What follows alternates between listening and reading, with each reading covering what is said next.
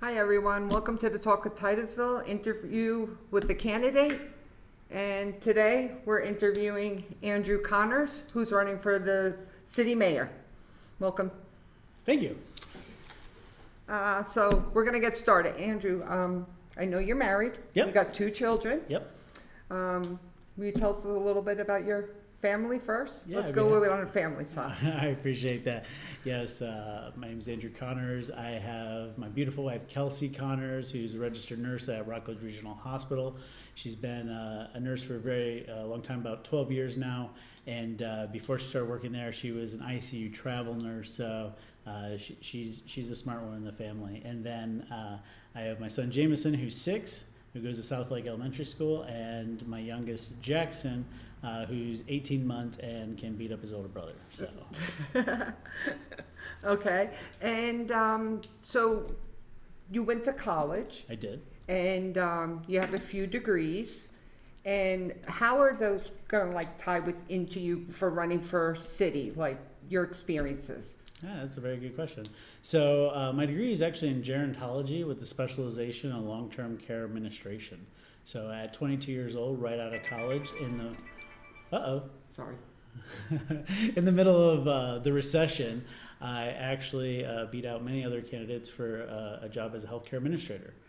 So for the next 2 years, I was an executive director of a healthcare facility, ran a $40-50 million healthcare facility. Wow. And I was 22 years old. And Impressive. we were the best in the company and operating, got bonuses and all that fun stuff. So I did well at it. I just got tired of being a boss of people who didn't care as much as I did. Right. Because when you're caring for older adults, you really got to have a passion. Mm-hmm. And my wife and I, we started dating at the time, and we were getting serious, and we were really starting a family. I'm like, okay, I need something that I'm not on call 24/7. Right. Right. So Right. I started my own business as a benefits consultant. And when you start a business and you have no clients, and Right. you got to really build that sweat equity up. It takes a lot of hard work, and that's something that I bring to anything I do is a hard work and 110%. Right. If you're not following the campaign, clearly I give 110% because you've seen my name everywhere. If you didn't know my name before this campaign, you know it now because everything I do is 110%. Right. So. All right. And what about your volunteer work? You do a lot of volunteer work, Yes. and I do know you're stepping down from one of the boards, right? Are you terming out on the one? Oh, yeah, the Parks and Rec. Yeah. So yeah, I appreciate you asking that because I truly believe. Let me back up. We're getting ready to have our first son, right? Mm-hmm. And I didn't really know much about being a dad. Just because of my experience growing up, my dad wasn't really around. It was more of an abusive situation. I haven't lived with the biological parents since I was 16. Right. So it's one of those things where I was terrified to have kids. So I, read all these books and realized that, okay, community service is the most impactful community value to do. And Correct. to do that, I felt like I had to live it.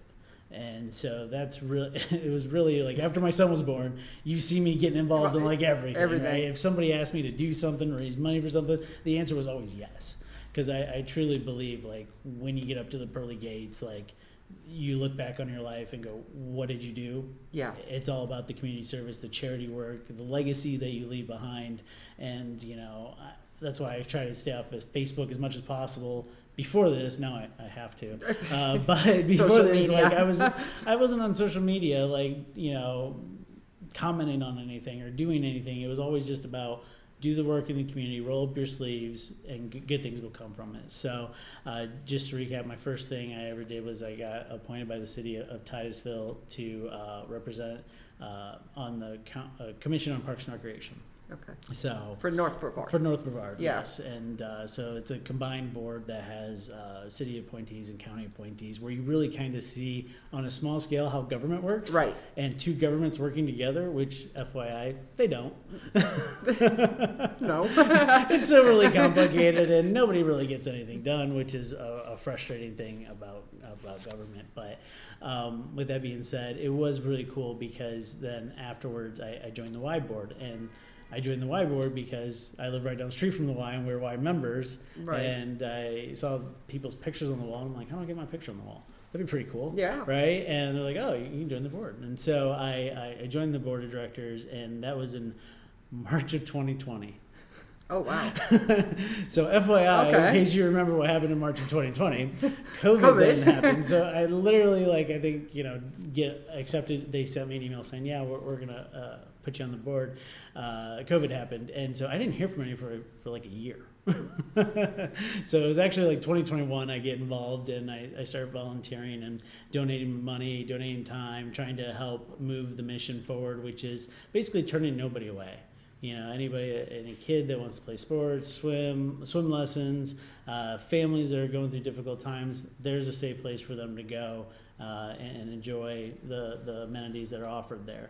And then fast forward, there's a new director, and he saw my vision and where I wanted to see us grow to. Mm-hmm. And so last year, being 2023, I was elected to chair. Oh, awesome. That's nice. So, and what was really cool with those two things involving kids is I was able to put them together. Right. And so Parks and Rec didn't have anywhere for the kids in summer camp to go for swim lessons, and we were able to get a grant, and they literally bus kids over. Oh, that's good opportunity, yeah. So we made it a whole thing. Like on Fridays, the kids did the swim lessons, and then they got to stay and play in the pool for, I don't even remember how many hours. Right. But it was like a day event, and it was just really exciting because I thought back to myself and thought, oh my God, did I just save a life? Right. You know what I mean? You Right. don't know. You don't know what you're how doing, those how it touches the kids Mhm. and the stuff that they do. Yeah. So I was involved in a lot of community activities too, where my parents kept me involved. So, and it helped, and I did the same with my son. Yeah. So it's nice. Yeah, so I was really excited about that, and then that got me thinking, oh my God, if we did this with this, can we do this with other things? Right. So I came up with the idea of the Council for Not-for-Profits. Okay. And so I pitched it around to all around Brevard, trying to get ideas and advice. Right. Like, how do you bring these nonprofits together? And Erin Aikens at the chamber, her and I met, and she had a new vision for the chamber and is doing great things there, and was like, no, I love this idea. So we came together and we created this, and that's been going through this year. We're obviously going to revamp it and change it and adapt it to meet the needs, but I'm excited where that's going. And because of that, she's like, hey, join our board and give your sounds input. good. So Yeah. that was really exciting. Very interesting. That's really interesting. Thank you. All right, so what we're going to do, our procedures, we have 3 questions for the candidates. We've sent these questions to the candidates already. All the ones that we are interviewing will have the same questions. So the first question, North Brevard has seen significant growth and changes in recent years. What specific plans do you have to further stimulate economic development in our city? And how will you ensure that this growth benefits all residents, including small business owners and low-income families? For those viewers at home, that's a lot. This is why we gave them before. And it was crazy because I think I wrote like a 5-page essay on this and trying to condense it down to something I could remember to regurgitate to you. But yeah, no, I think it's very important to support small business growth here locally. I believe that some of the zoning requirements and the challenges that the city has placed on our small businesses is too much. And as somebody who has many business clients throughout the county and the state, but none in Titusville, it's because they don't want to come to Titusville. Right. And that's unfortunate. I want this to be a welcoming place for somebody to start a business, to grow, to encourage entrepreneurship. I believe that we need to develop an economy on this side of the river. It cannot be completely dependent on space. Correct. Because every 20 to 30 years, space goes up, space goes down. And when it goes down, people are like, oh my God, I can't believe this happened. Right. Well, history is going to repeat itself at some point. And so what we got to do is diversify our economy on this side of the river. We got to support those small businesses. And through my involvement, I came up with this idea of the North Brevard Healthcare Consortium. And the reason for that was if we can take all these bigger employers like the city, maybe parish, and then create a consortium so small business owners of 20 to 30 employees can actually compete benefits-wise with the Blue Origins, the SpaceXs. Okay. Because what we're not talking about is Blue Origins hiring janitors at $30 an hour in full benefits. Right. How's Rick's Auto going to compete with that? How's, El Leoncito going to compete with that? Right. People are like, oh, nobody wants to work today. Actually, unemployment's like less than 3%. Yeah, it is. So it's not the, people not working. It's just we don't have a labor force. Right. So every business has to compete for those people, and that would also include the city. Right. The city is a business, and unfortunately, what I was hearing over the last year was they're like, "Oh, we don't know what to do." Well, I know what government's going to do. They're going to raise starting wages a little bit, and then they're going to raise taxes. So, so I didn't really want that to be the default Which is almost answer. budget time. Yeah, so I wanted creative, critical, forward-thinking ideas where, oh my God, wouldn't it be amazing if we could attract and retain the fire police officers by offering $0 deductibles, zero copay benefit plans, because we cut out all the middlemen, we have this consortium, and we're direct contracting with care providers. With the care provider. So that was kind of my idea, and it's caught on. So we already have about 1,000 people in the pool, and I'm really excited to expand that. And even though that this is my background and I have a license to do this, I am no way the broker on this case because this is so complex that it'd be like a roofer who's technically can build stuff building a rocket ship, right. And I can't do that. So I have a very particular niche in my business, and this is not it. I just kind of luckily came up with the idea, and I was really excited about it because oh my God, think about the employees at Rush Construction, and we saved them money on their health insurance, and they got better care, and it lowered how much was coming out of their paycheck. Right. That was kind of the end result of of the more goal. money in their pay, less money to the Yes. benefits. Yes. It helps us people Yes. in the long run. Yeah. So that was kind of like the idea. I was like, oh my God, like what can we do with What this? can we do? Yeah. And how many people can we impact? So that was the idea and the goal. And I lost my train of thought all in that question because there was so much going on in that question. But ultimately, when you build that small business and you support them, more businesses are going to pop up, which is going to lower the taxable burden on the rest of us residents. So the more small business growth we have, the less apartment growth we have, because I truly believe that apartments, complexes that we're currently building on top of people, lose us money. Because oftentimes they get huge tax breaks, and then we, the rest of the residents, have to pay for the infrastructure, Yes. the water, and everything else. So let's support our small business and not support apartments. Apartments, yeah. And my last thing on that, my little note is, keeping property taxes down, because that ultimately, affects the renters as well.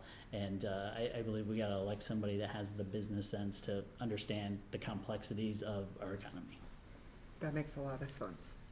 So with the increased population and economic activity in North Brevard, there is a growing need to improve infrastructure and public service. How do you plan to address the current challenges related to transportation, utilities, public safety, and what are your priorities for future investments in these areas?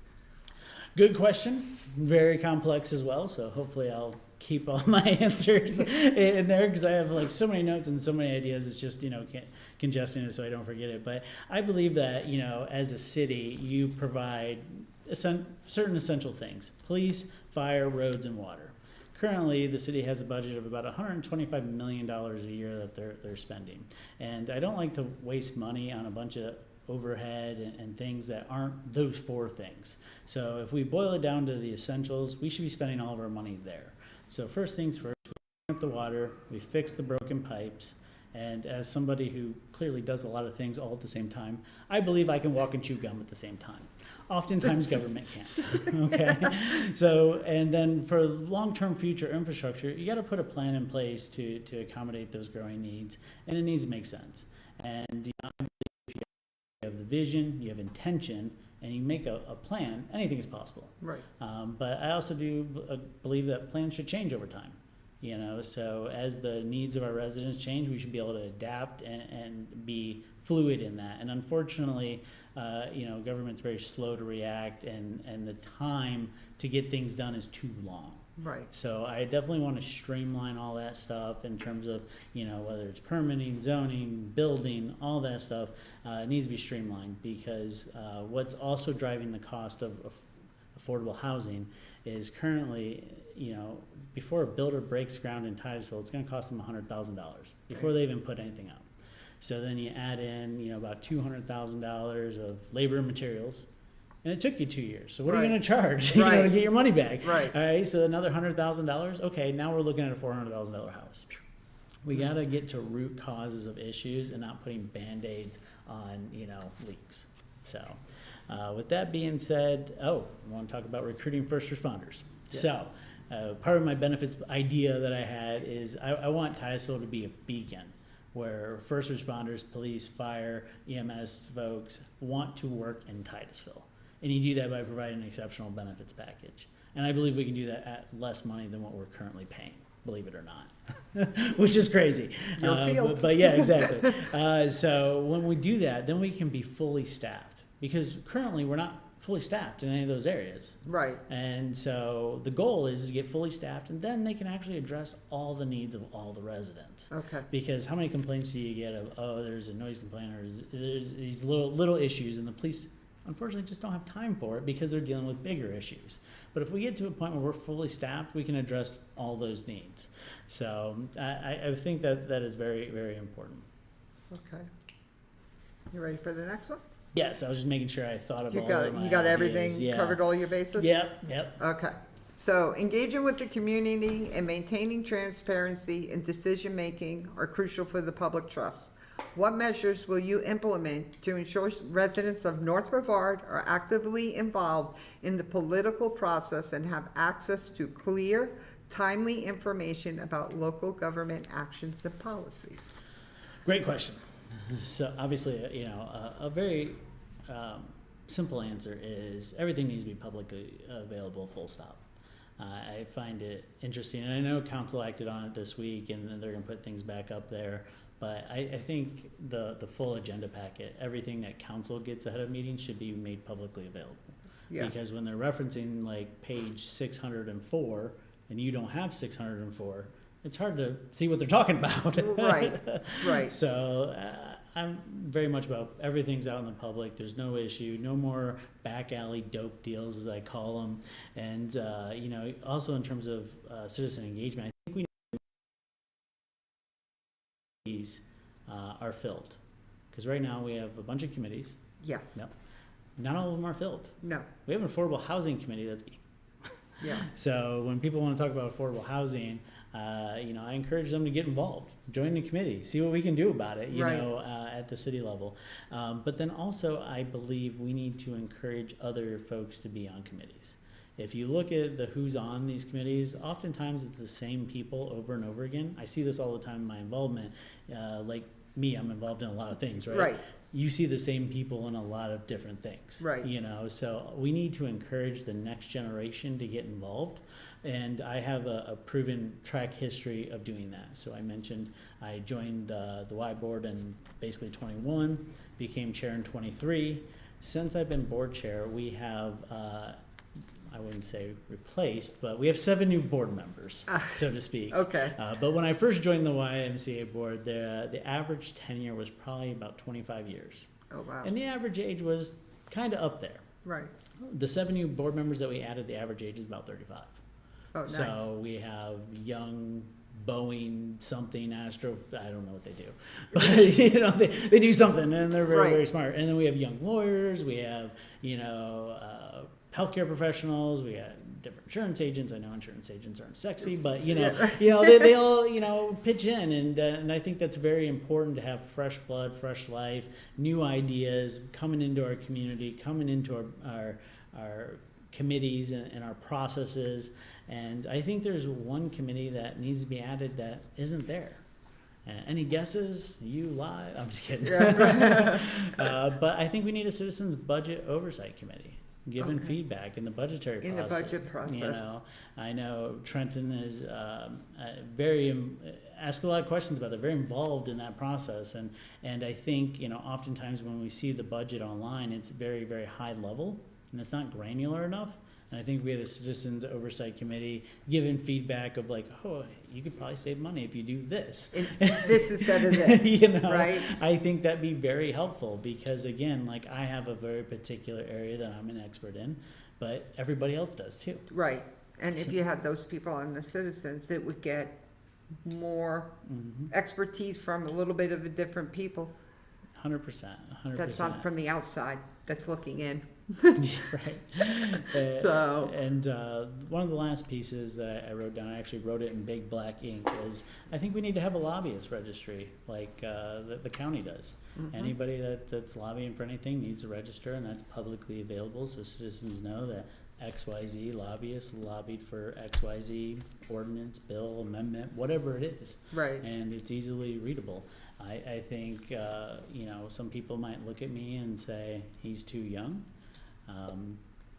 Fair. I think I look great for my age, but thank you.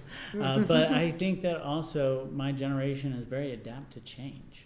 We've lived through it. I mean, we grew up as computers aged. We grew up through 9/11. We grew up through the recession. We grew up through all these crazy things. Things that happen. And the fastest growing segment of business owners is millennial aged business owners. Right. And the one thing I know about dealing with millennial business owners versus any other age group is their accessibility and their adaptation to change. So And go-getters. and I love that about our generation is, whatever comes up, no matter how ridiculous, we see that as an opportunity, And adapt.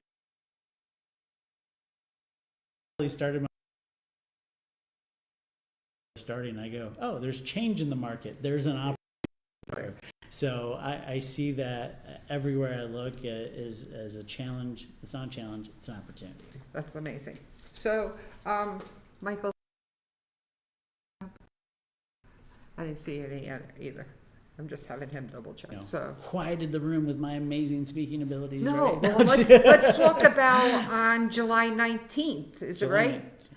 Friday, Yes. July 19th. Yes. You're having a conversation with Wings and Things Yes. at Beef O'Brady's I from am. 5 to 9. At Garden Street before. Yep, Garden Street. The Support OG. local. Yep. Support local. You can come out, meet and greet, ask Andrew your own questions. If you don't have a chance, you're seeing this on a repeat, or you don't want to ask a question here, you're all more than welcome. Throw some questions up and I'll ask Andrew. But yeah, I think that's a great opportunity to Thank get out, support local, come out, see the candidate. Yeah, so a little bit about that event is they're basically offering me an opportunity to, be there and take over their restaurant a little bit, even on a Friday night. So very, very thankful to them. But basically, I'll just be out there talking to people and maybe working behind the bar a little bit, serving drinks, having a good time with it because I'm a fun person. And the best part about it is I'm very economical about time, resources, everything. So it's also going to be a fun.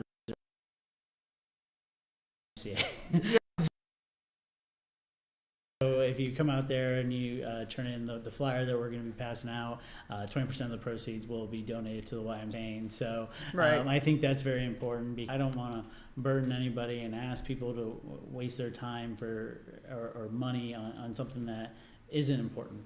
All right, So, and other people, they can reach you on, you have a Facebook page. Yep. So, Facebook.com/vote Andrew Connors. And then you can go to voteandrewconnors.com. You can also email me at info@voteandrewconnors.com. And I don't have any of the other social media, so that's the only ones I wrote down. Yeah, I'm a little old school when it comes to social media. Like I said, I don't really like social media. I just doing it for the campaign. So. right, you're doing a good job though. Thank you. Because I was able to find this information and write it down and make sure that we get it out to everyone there. So, Because I would have forgotten. yeah. Well, any questions? I know Michael just asked. Any questions out there that anyone wants to ask? Nope. All right. All right. Well, thank you for Well, having me. Thank you, Andrew, for coming and having. Also, I want to remind everyone, July 22nd is the last day to register to vote. Please make sure you go and register. If you're not registered, you can go to votebrevard.gov. Early voting begins August 10th to 17th, right? 8 to 6, Monday through Friday, Saturday and Sunday, 8 to 4, and 8:20 is election day. If you don't want to early vote, you can also request a ballot up until the 20th. Probably the same time for registration. Yeah, same as registration. And if So- you're already registered to get your vote by mail ballot, they will be mailed out on July 18th, and you should receive them on July 20th. Yep. Yep. Should. Should. Depending on the mail. Yeah. We won't. Unless there's, Yeah. I don't know, Mercury's Right. or And then post if office you or always something. can take that ballot, if you can vote in person, you always take your ballot with you to the voting precinct and hand your ballot in to them, or you can drop it off at any voting location, believe it or not. Yep. Yeah. So, Many ways to vote. yes. No holds bars on that. You just go and vote. Make sure you get your vote out there. Be the person, be the people, get your votes out there. Talk of Titusville, thanks you very much and coming and spending this time with us. And I'd like to thank everyone out there. If you, oh, wait, we have a question. Okay. Are you signing the pledge for supporting clean water? Who asked the question? Are you signing the pledge for supporting clean water? Who asked the question? Kathleen O'Rourke? Oh, Catherine is in business with my opponent. Oh, Yeah, okay. they have an LLC together, so she's been asking a lot of these tough questions at me. But so while I believe in clean water and I support it 100%, I'm not going to sign an affidavit written by a non-attorney candidate of another race. It just politically doesn't make sense. However, I do 100% support clean water and cleaning up our water and fixing our pipes because I believe that I am doing this for our kids. Which is part of our infrastructure question on what we would do with the infrastructure. Yep. So, And I want to leave Titusville in a way that will make our children proud. So when people ask them, hey, where are you from? It's Titusville, not Right. Titusville. Because I still remember the first time I told somebody I bought a house in Titusville, they looked at my face and went, ugh. And then proceeded to say, we have 2 armpits in this county. One's Titusville, one's Palm Bay. And I went, I love Titusville. I love Titusville's Titusville. going to be great. We're going to do everything we can to improve where we need to improve. Yep. But I love the people here. One thing I didn't mention, but I was telling somebody this today. I go to a lot of receptions and awards for donors of, various sizes, Yeah. major donors to charities. And I was at one for the Children's Advocacy Center, and I looked around the room, and out of the 30 people there, 14 of them are from Titusville.